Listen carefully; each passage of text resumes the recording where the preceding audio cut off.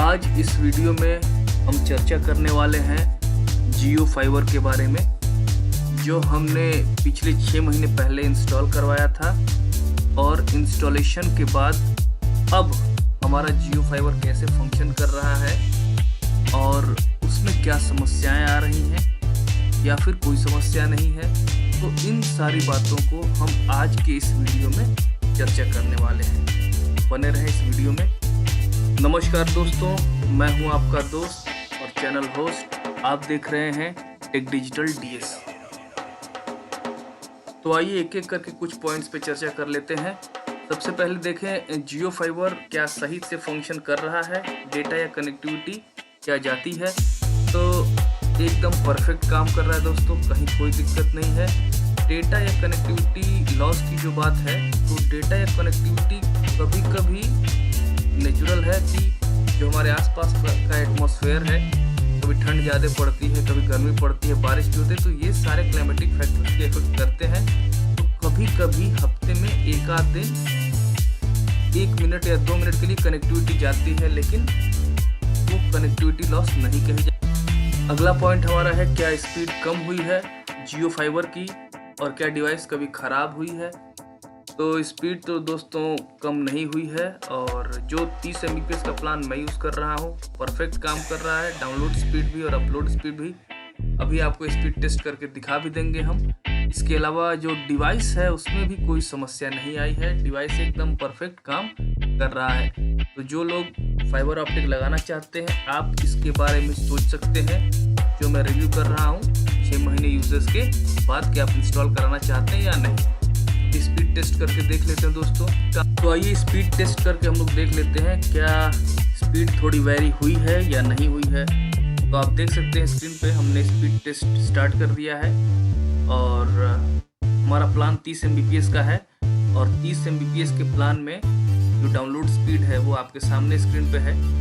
लगभग 30 Mbps download है और 30 Mbps के प्लान में अपलोड आप देख पा रहे हैं लगभग नियर अबाउट 20, 25, 26 तो रहता ही है। तो स्पीड टेस्ट भी दोस्तों बिल्कुल भी कम नहीं हुई है, जो जियो दावा करता है वो परफेक्ट। तो दोस्तों आ गया हूँ मैं उस सेटअप के पास जहाँ मैंने जियो फाइबर इंस्टॉल करा रखा है।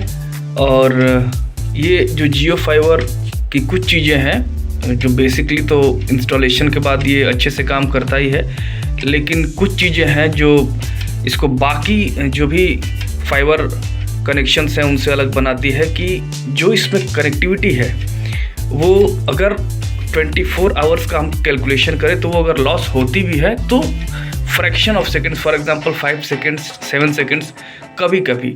तो डेटा लॉस ज़ीरो है और स्पीड 30 Mbps भी है, इसके अलावा आपका 100 Mbps भी है और उससे अधिक भी है। लेकिन मैंने जो 30 Mbps का प्लान लिया है जो कि मेरे लिए पर्याप्त है, क्योंकि बार बार हमको स्पीड टेस्ट करके तो ये देखना नहीं है कि ये प्लान हमारा सही से काम कर रहा है कि नहीं कर रहा है, स्पीड आ रही है या नहीं आ रही है। तो बेसिकली स्पीड परफेक्ट आती है। तो अगर आपको कोई भी कनेक्शन लेना है जियो का या फाइबर का, तो आप प्लान ध्यान से चुनें, क्योंकि उसमें आपका एक्स्ट्रा इन्वेस्टमेंट नहीं होता है और आप उस प्लान के हिसाब से अगर डेटा आप जो यूज़ करना चाहते हैं वो आपके लिए पर्याप्त रहता है।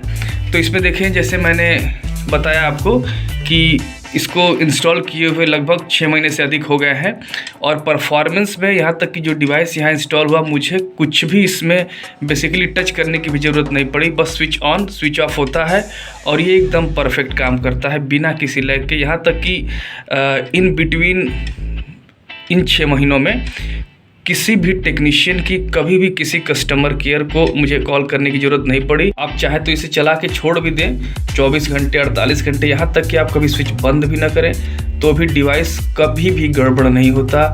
तो जहाँ तक पिछले 6 महीनों की बात है दोस्तों, तो मुझे किसी तरह की प्रॉब्लम नहीं आई। जो भी वीडियो स्ट्रीमिंग ऐप्स हैं उनमें वीडियो भी अच्छे से स्ट्रीम किया। यहाँ तक कि यूट्यूब पे जो वीडियोस भी मैं अपलोड करता हूँ वो इसी डिवाइस के माध्यम से करता हूँ, तो उसमें भी मुझे अपलोडिंग में कोई प्रॉब्लम नहीं हुआ।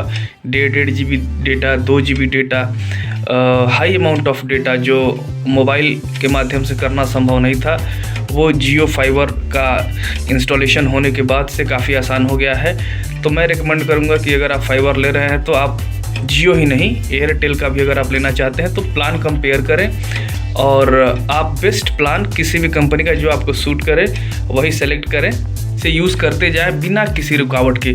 आप देखें यहाँ कनेक्टिविटी मैंने कर दी है इसकी, और यहाँ पे मैंने ईथरनेट केबल लगा रखा है, और ये जो 2 लाइट्स आप देख रहे हैं ये लाइट्स बता रही हैं कि अभी कनेक्शन चालू है और कोई डेटा का यूज़ कर रहा है। पीछे और भी ब्रैकेट्स दिए गए हैं इसमें, जैसे कि आप चाहें तो और भी ईथरनेट केबल लगा के इसको यूज़ कर सकते हैं। इसके बगल में एक रीसेट का बटन आप देख रहे हैं,